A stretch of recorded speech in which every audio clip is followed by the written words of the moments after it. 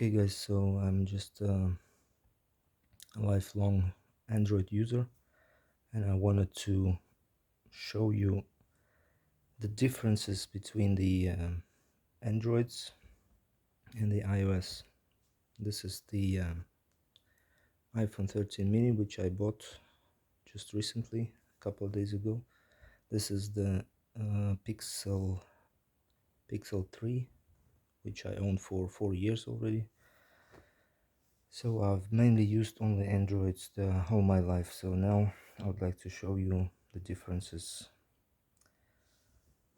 Why I bought this one? First of all, because I just wanted a small phone.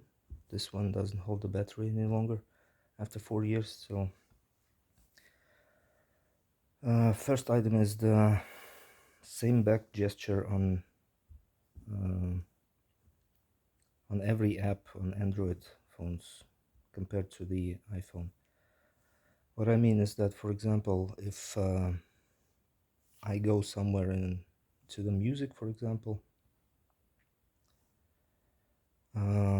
if I want to go somewhere like back from this state, I just can do this one and go back and close the app as well, like this.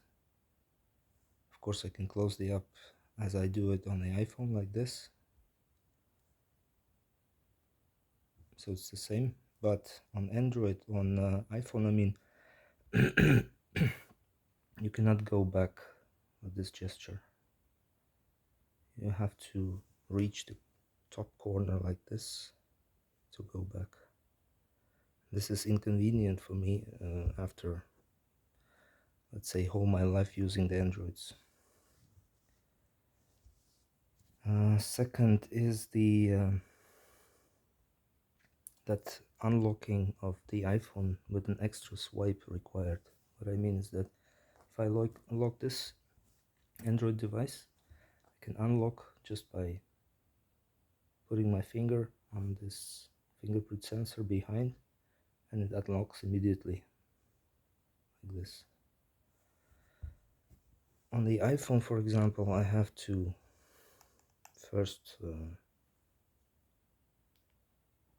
open the screen, then unlock like this.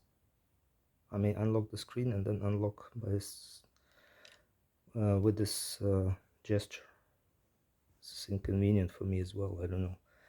Maybe some Apple users like it, but I personally think it's inconvenient. The third item is that I can move the icons on the Android whatever place I want. On the top, on the bottom, where I can reach easily here, this part of the screen. And on the iPhone, of course, you can do it here, for example. But you see what it does.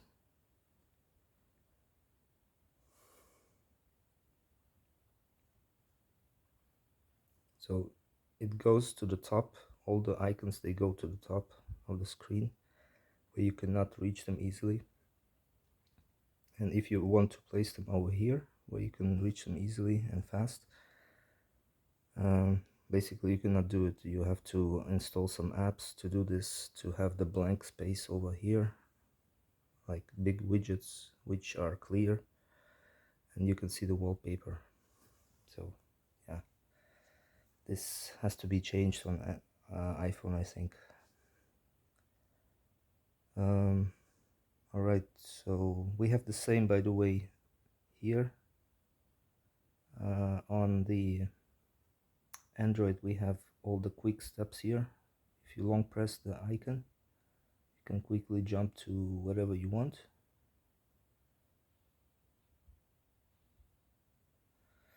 And here you have the same. You can, I don't know, continue playing and so on.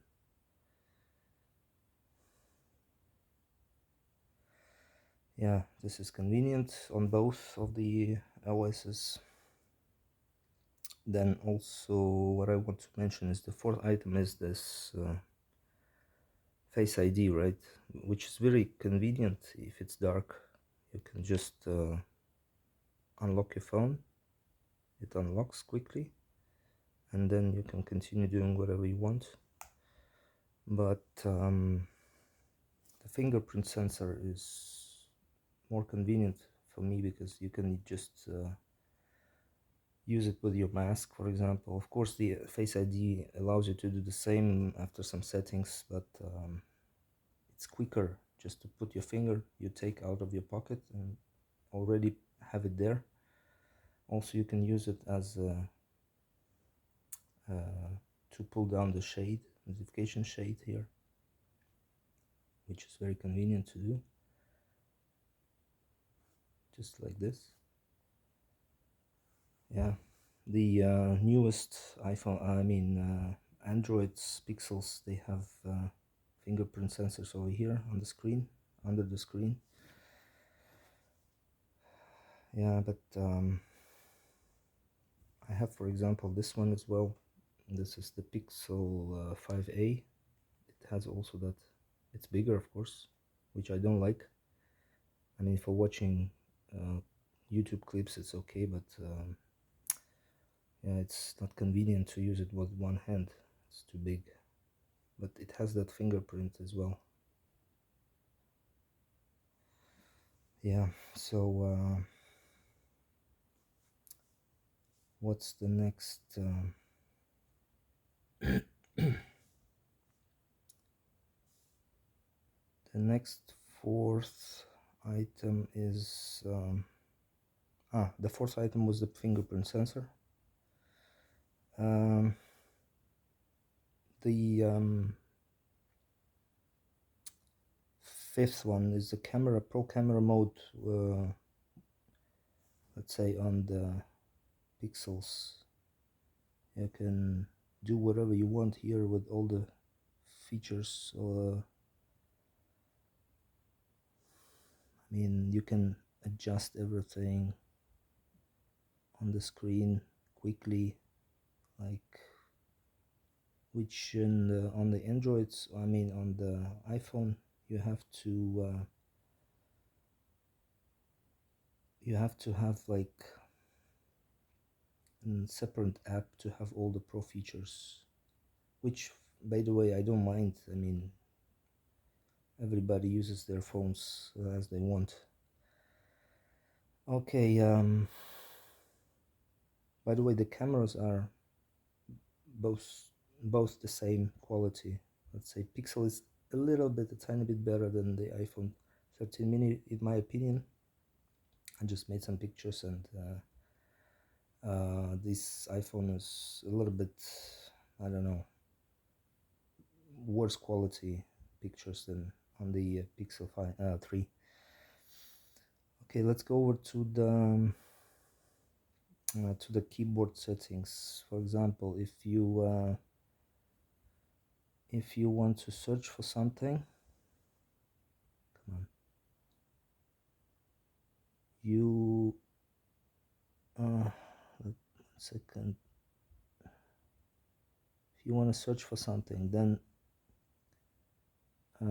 if you want to use, I mean, the numbers, it's already there on the Gboard.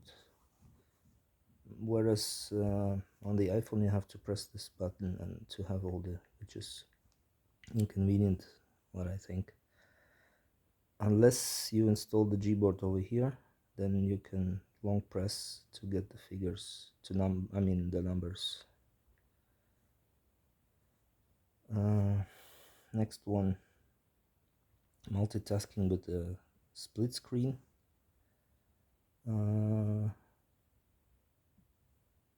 Split screen over here. I don't want to show my personal information though, so that's why I'm opening this one. For example, you have one app over here, like your music or your videos. You can watch your YouTube over here, for example, and then text someone over here on the, and you can resize it as you want. this. On the Samsung One UI, it's even better. You have this shade over here on this side. You can jump to, let's say, YouTube over here and WhatsApp or Messenger over here, whatever time you want. It's quick, which is very convenient. Of course, on iPhones you don't have it.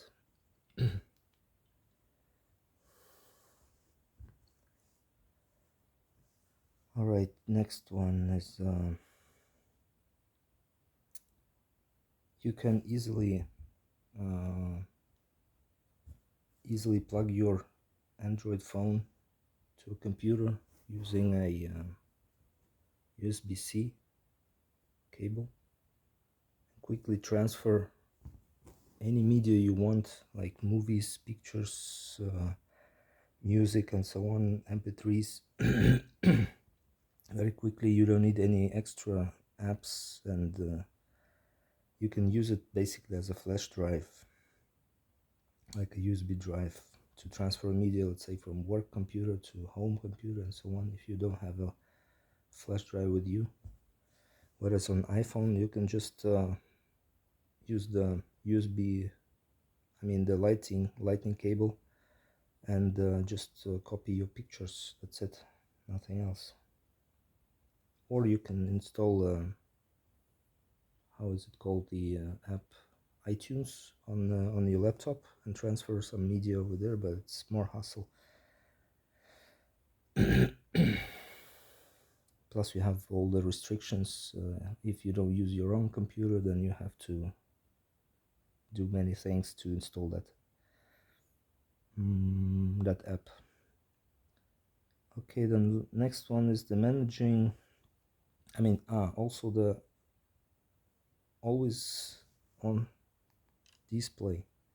Of course, on the Pixel, on the Pros, you can have that always on display, but it's kind of like a dimmed version of the display. Whereas on the Androids, you can have them like this. You can see your time, you can see a date, then which music is playing, this charging status, and so on and so on, everything on your, let's say, real always on display.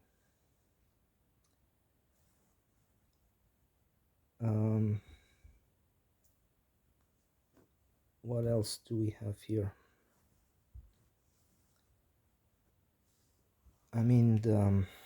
Also the Google Assistant's speech and text, speech to text recognition is very useful on Androids. Come on, unlock. Yeah, the Google Assistant speech to text recognition is very useful on Androids, whereas that Siri is not useful at all. I don't know, it doesn't work properly. You have to see some other tests to see that, but I will not go into details right now.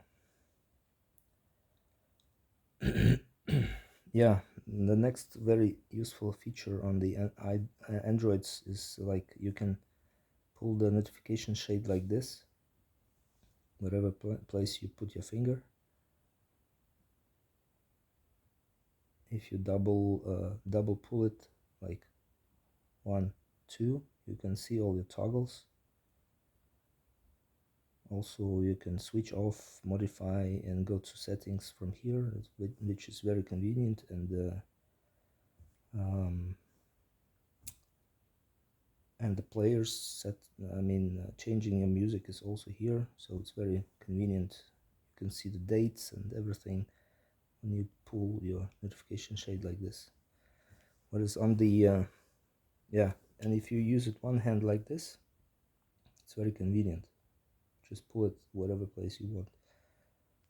Whereas on the iPhones, you have to stretch your finger, if it's a bigger phone, or even like this, to have the control center, or like this, which is also very inconvenient to have your notification. I don't know why they did it like this. they split basically the control center and the notification shade into parts. I don't know. On Android it's very convenient. Hop hop, that's it. Next one, managing notifications. I hope nobody writes me any messages. Okay, this is a test message I wrote to myself. Here of course it's already gone. I don't know for what reason. On iPhones the test message is gone from the notification shade, maybe because I already saw it here, but on the Android it's always there until you mark it as read or reply to it or something like that. Plus you can do whatever you want with this particular notification. Silent it, prioritize it, put it as a default, go to the settings of the phone, of the app from here. Very convenient, and yeah, or you can just dismiss it like this. Whereas here, I don't know, it's just there. It was there when I sent it to my Telegram from another phone, and now it's gone. I didn't dismiss it, I didn't do anything. Yeah, so maybe someone thinks it's a good idea, but I don't think so. I mean, I like how the iPhone looks like. It's pretty and so on. It looks nice. All these widgets and all this colorful icons, app icons. Yeah. Another thing is that when you use it one-handed, you just scroll one way to have your notification shade like this and all the notifications, and then go to the apps. It's one directional scroll, let's say. Whereas on the Samsungs as well is a little bit didn't think it over or through thoroughly. On the iPhone it's one way, and then this way.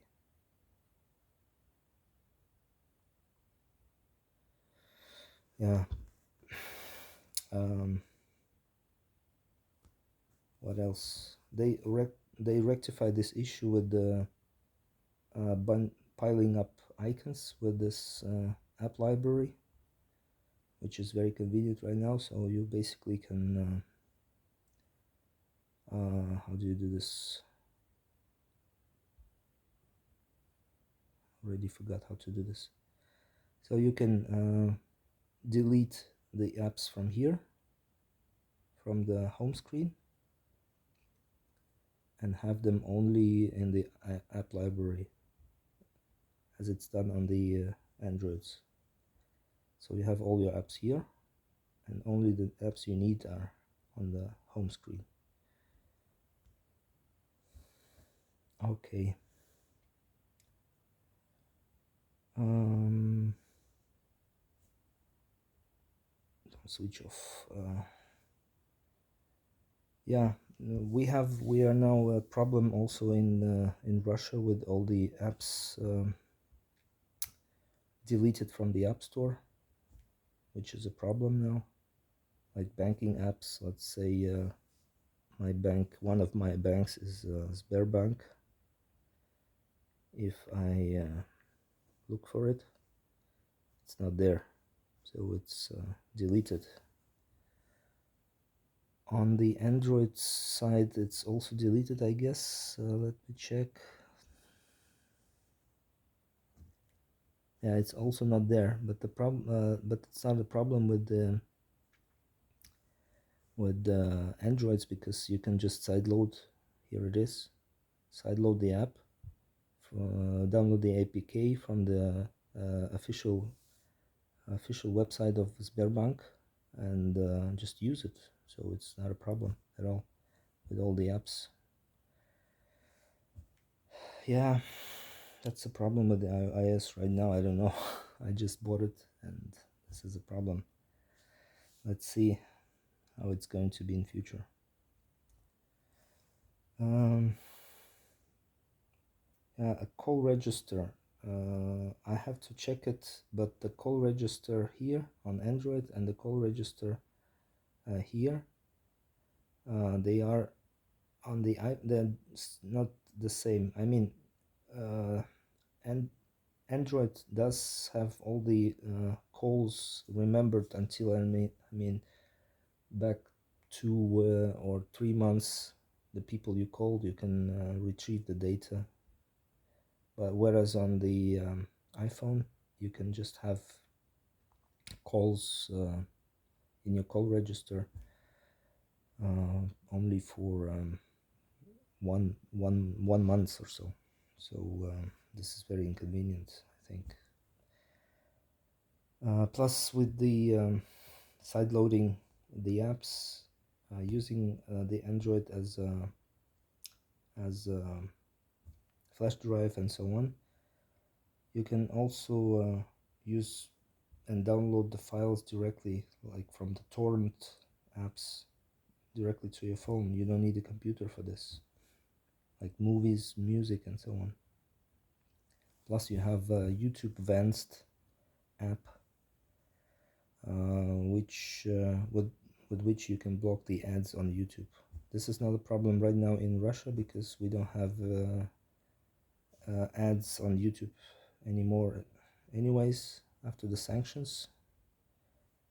So you can watch whatever video you like without any ads. No ads, nothing. Of course, on the iPhone it's the same. It's just a side note. But if you are in the other country, if you use an Android, you can download that YouTube Advanced app and use the YouTube without any ads. So I think that's been it. Thank you guys for watching. Thumbs up if you liked it. And yeah, subscribe if you want. Bye.